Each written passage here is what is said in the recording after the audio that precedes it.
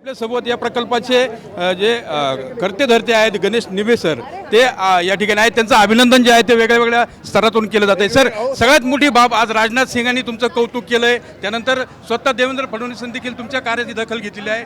आज कौतुकाचा वर्षा जो आहे तो राजनाथ सिंग आणि देवेंद्र फडणवीसांनी केला.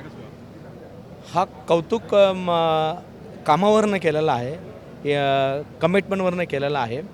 याला त्यांच्या ह्या कौतुकाबद्दल मी त्यांचं आयुष्यभर ऋणी आहे की त्यांनी ह्या कामासाठी मला चॉईस केलं आणि मला संधी दिली काम करायला ह्या कामासाठी.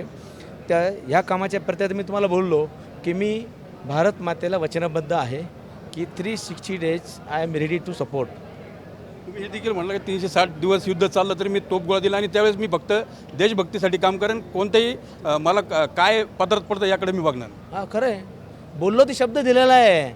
ज्या शिडीत राहायला घर नव्हतं त्या शिडीवर मिसाईल कॉम्प्लेक्स उभा केला आहे. हे बरोबर आहे की नाही?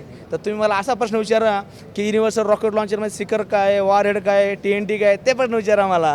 दुसरी गोष्ट एक आणखीन त्यामध्ये टचिंग जो मुद्दा त्यांनी मांडला की शेतकरी पुत्र जो आहे तो असा संरक्षण साहित्य निर्मिती क्षेत्रात येतो आणि आज एवढं मोठं पाऊल त्यानं उचललेलं आहे. खरं बघितलं तर तुमची जी पार्श्वभूमी शेतकरी कुटुंबातल्या काय नेमके बॅकग्राऊंड राहील?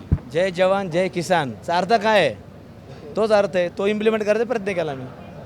हां, थँक्यू. हे होते गणेश निबे.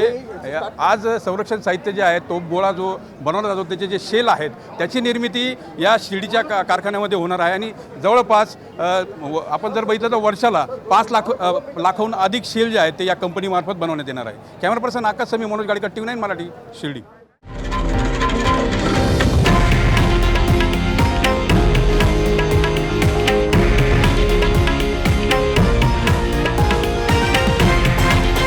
हे आहे देशातील नंबर 1 न्यूज नेटवर्क आणि आपण पाहत आहात TV9 मराठी, एकमेव.